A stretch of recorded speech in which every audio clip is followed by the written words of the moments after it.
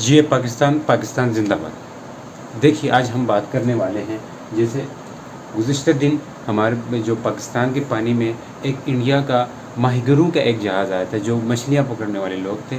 इनका एक शिप आया था और उस शिप का नाम था जमुना सागर। जमुना सागर जो है ये इंडिया का एक शिप था, जो मछलियाँ पकड़ते पकड़ते आके पाकिस्तान के पानी में आके वो क्या हुआ था, डूब गया था। तो पाकिस्तानी नेवी को जैसे इत्तला मिली तो उन्होंने उनको बचा लिया, उनको बचाया। और पाकिस्तानी नेवी का जो शिप था उसका नाम था MT क्रूबाइक। M2 क्रूबाइक जो शिप था, उन्होंने पाकिस्तान नेवी के, ठीक है, उन्होंने इनको क्या किया, बचाया है। उस शिप को बचा के फिर उसमें से टोटल जो थे वो 10 मेंबर थे। 10 मेंबर से 9 मेंबर को बचा लिया गया और एक जो था वो जिसकी डेथ हुई थी उसको भी उन्होंने निकाल लिया गया, ठीक है। तो अब ये चीज़ किसने बतलाई, ये चीज़ DGPR नेवी ने। DGPR नेवी क्या होता है कि director general public relation of navy. Navy का जो डायरेक्टर जनरल पब्लिक रिलेशन होता है उसको DGPR बोलते हैं। इसी तरह DGPR एयरफोर्स भी होता है। DGPR air force director general public relation of air force, air force का DGPR एयरफोर्स होता है। इसी तरह आर्मी का जो होता है DGISPR होता है। DGISPR का मतलब है director general inter service public relation, मतलब होता है ये आर्मी का होता है। स्पोक पर्सन होते हैं, ये सारे क्या होते हैं, स्पोक पर्सनस होते हैं, ठीक है। अब देखिएगा, अब यही चीज़ इंडिया का शिप आ गया पाकिस्तान के हुदूद में। लेकिन कभी कभी इससे एक हफ्ता पहले जो है पाकिस्तान का एक शिप गया था इंडिया के हुदूद में, तो उन्होंने वहाँ से वार्निंग जारी की कि भाई आप जहाँ से भागो। फिर पाकिस्तानी जहाज़ को उन्होंने वार्निंग दे के फिर पाकिस्तानी जहाज़ आया। अब ये चीज़ इंडिया की मीडिया ने बताई ये चीज़, ठीक है। अब वो जो है अगर कोई शिप जाता है उनके हुदूद में तो इस चीज़ को बड़ा उछालते हैं कि भाई हमारे हुदूद में आ गया, हमने इसको पकड़ा, हमने इनको भगाया। इस तरह की चीज़ इनकी मीडिया में होती है, वहाँ के चैनल से ये सुनना पड़ता है।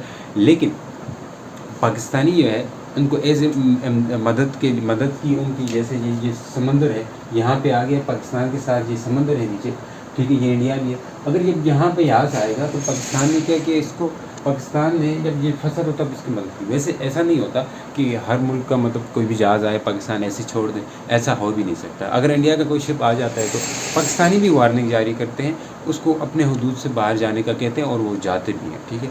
तो आज हमारा जो मेन मकसद है वो क्या है कि किसी भी मुल्क में जो समंदर का जो हुदूद होता है ख़ास तौर पर वो कहाँ और कितने डिस्टेंस तक होता है, ठीक है, कितने फासले तक उनका जो हुदूद है वो रहता है, इस चीज़ को ज़रा हम समझते हैं। देखिए इस चीज़ को समझने से पहले हम कुछ टर्मिनोलॉजी से जो समंदर से रिलेटेड है, कुछ ऐसे पैमाने हैं जो समंदर में नापे जाते हैं, इनके थ्रू स्केल रखे गए हैं, उसको समझते हैं।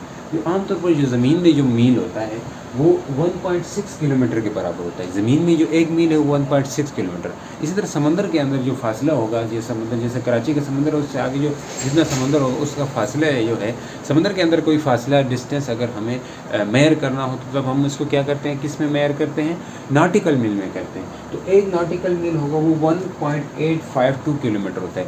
वन नॉटिकल मील जो है 1.852 किलोमीटर के बराबर होता है। इसी तरह फैदम जो है वो वहाँ समंदर में गहराई के यानी कि डेप्थ को मेयर करने के लिए इस्तेमाल की जाती है समंदर के अंदर। तो जो एक फैदम है वो हमारे पास 6 फीट के बराबर होता है। जो ज़मीन में जो 6 फीट हम मेयर करते हैं वो समंदर में जब 6 फीट होगा तो हम कहेंगे कि एक फैदम हुआ है। तो समंदर में हम एक फैदम के उससे मेयर करते हैं। इसी तरह समुद्री हवाएं जो चलती है, समंदर में जो हवा चलती है इसको भी मेयर किया जाता है, उसको नॉट में किया जाता है, ठीक है, नॉट में किया जाएगा वो। और जो 1 नॉट के अंदर 0.51 मीटर पर सेकंड एयर की स्पीड होती है, ठीक है। अब अगर ये चीज़ें समझ आई तो अब हम समझते हैं कि समंदर के अंदर हुदूद कहाँ से कहाँ तक होता है। तो समंदर में आमतौर पर हमारे पास जो है 1 2 3 यानी कि 4 5 किस्म के वो होते हैं, टर्मिनोलॉजीज होते हैं किसी भी समंदर के अंदर।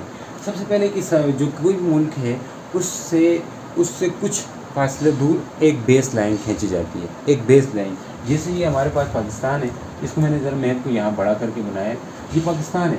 तो पाकिस्तान में कहीं देखें तो ज़्यादा जो खुश्की का हिस्सा है, जो पाकिस्तान का हिस्सा वो बाहर तक जाए, समंदर के अंदर तक गया होता है।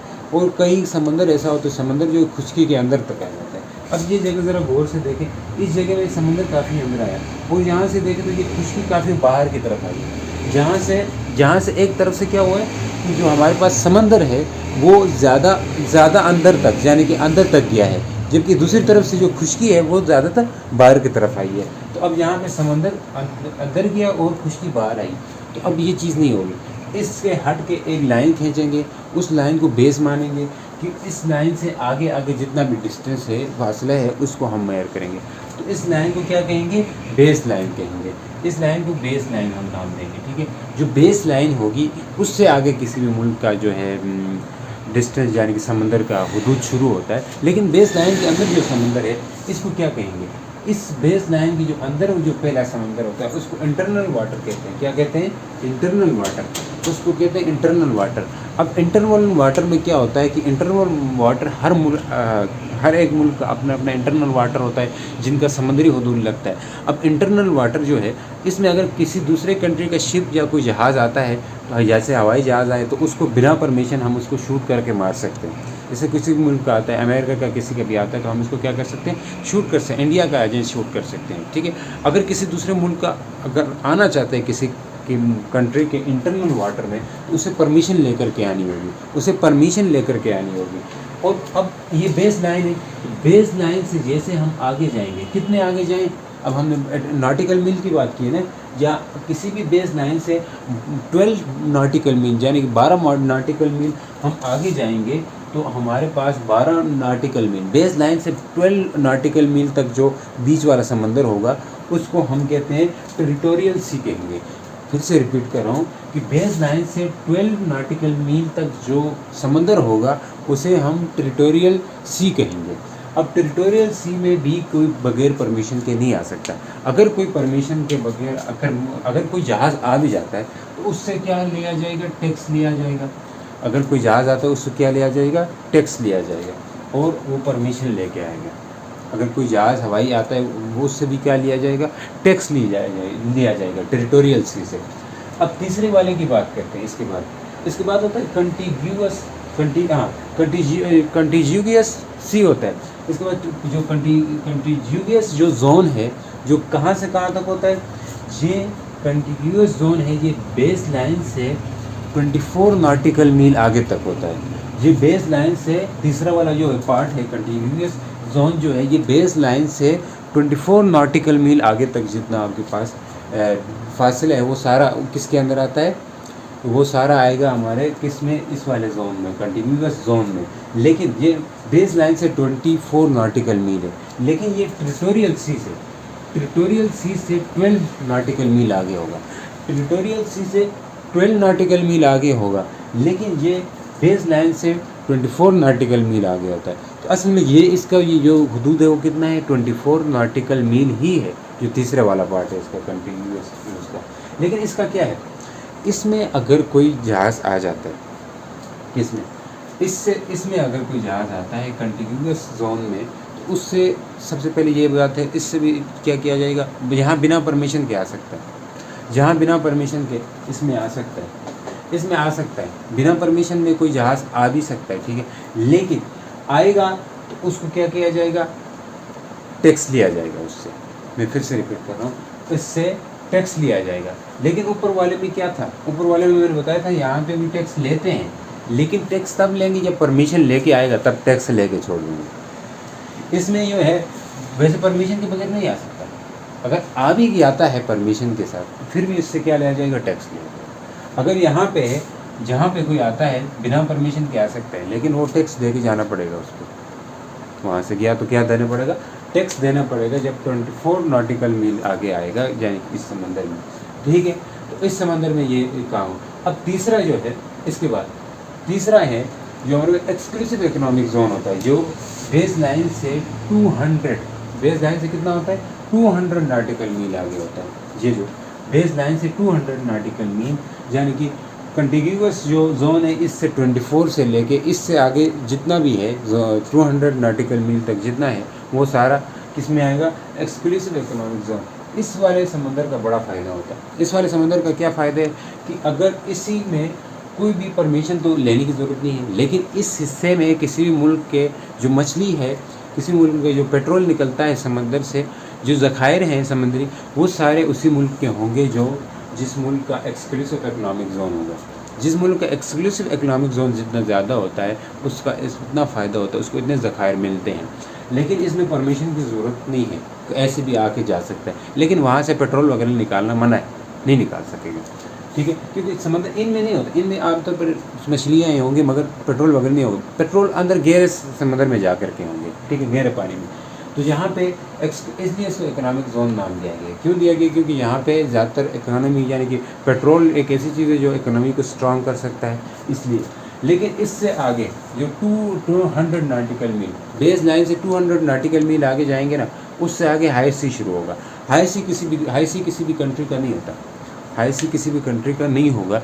वो जो हाई सी जो है, अगर इसमें किसी मुल्क का कोई पेट्रोल निकलता है, कोई मुल्क निकालता है, तो वो मुल्क पे निकालने से पहले किसके साथ क्या पास जाएगा? ISA के पास, इंटरनेशनल सी अथॉरिटी के पास जाएगा, ठीक है। इंटरनेशनल सी अथॉरिटी के पास जाएगा, फिर कहेगा पहले मैंने फाइंड किया था।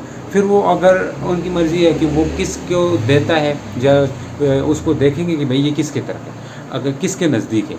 अगर वो पाकिस्तान के नज़दीक हो तो कहता है आदत तुम लो जो, आदत तुम लो जो, ये इस तरह का कुछ वो आपस में कर लेंगे, ठीक है।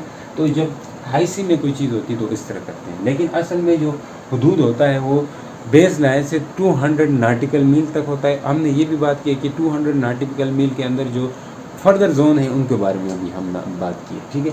तो अब हम समझते हैं ये जो आपके पास ये जो असल में ये रूल है ये कब लागू किए गए, इसके ऊपर बात करते हैं।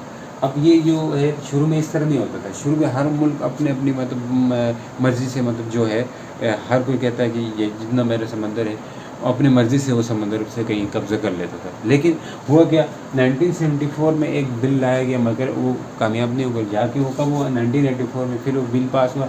लेकिन अमली तौर पर जो सही फॉर्म में जिसको लागू करके सारे मुल्कों में ये रूल लागू हो गया, ये 1994 में हुआ।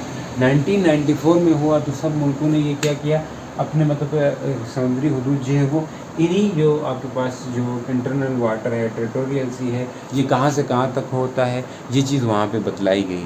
तब से ये लोग मानते हैं। लेकिन चाइना वाहिद कंट्री है जो जिसका अपना ये पास जो समंदर है वो इस रूल को लागू होने नहीं देता अपने ऊपर कि भाई मैं इस रूल को नहीं मानता। लेकिन उनका जो साउथ चाइना सी है जो इसके साथ जो है ये इस पूरे समंदर पे कब्जा कर रखा है। इसने कहा कि ये असल में समंदर नहीं, ये खुद ही चाइना है, ये पूरा चाइना है। तो ये कहता है कि पूरा चाइना है। अब पूरा चाइना है तो इसका मतलब ये कहता है यहाँ चाइना है, ये पूरा चाइना है, तो इससे बाहर फिर ये रूल लागू होगा। इससे बाहर रूल कैसे लागू होगा? मतलब समंदर से बाहर जाएंगे, फिर उनकी फर्दर आगे लाइन होगी, बेस लाइन होगी, फिर उसके बाद टेरिटोरियल सी होगा, फिर इनका एक्सक्लूसिव इकोनॉमिक जोन होगा। ये चीज़ें इस साउथ चाइना सी जो है हालांकि दुनिया का सबसे बड़े उसमें से है, समंदर नहीं, समंदर के जो छोटे जो बहरिया होते हैं उनमें से सबसे बड़ा जो बहरिया है वो जो साउथ चाइना सी है, ठीक है। तो ये है, ये सबसे बड़ा, लेकिन इस पे कब्जा कर रखा है। इसके बाहर जो है और भी आपके पास जो ये रूल लागू है इस समंदर से बाहर जाके लागू होंगे, ये कह रहा है। मतलब पहले समंदर खुद इतना बड़ा है, समंदर के बाहर ये लगाओगे तो मतलब वो समंदर बड़ा हो जाएगा।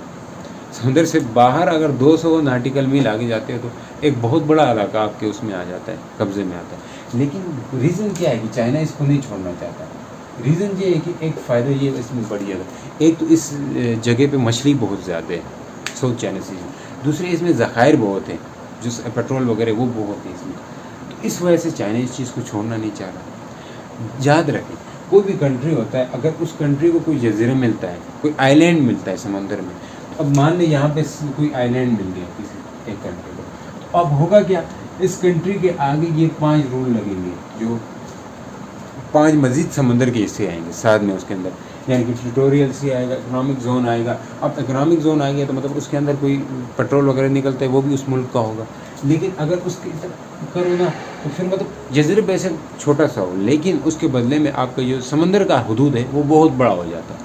जब समंदर का हदूद बड़ा हो जाता है तो इससे कंट्री को बहुत फ़ायदा होता है, यानी कि एक्सक्लूसिव इकोनॉमिक जोन है उस वो भी उसके हिस्से में आता है, उससे वो मुस्तकबिल में ज़खायर निकाल सकता है समंदर में से, ठीक है। तो ये एक टॉपिक था समंदर से जुड़ा हुआ। तो उम्मीद करता हूँ आप लोगों को समझ आई होगी। तो मिलते हैं नेक्स्ट क्लास में एक दफ़ा फिर। जिए पाकिस्तान, पाकिस्तान जिंदाबाद।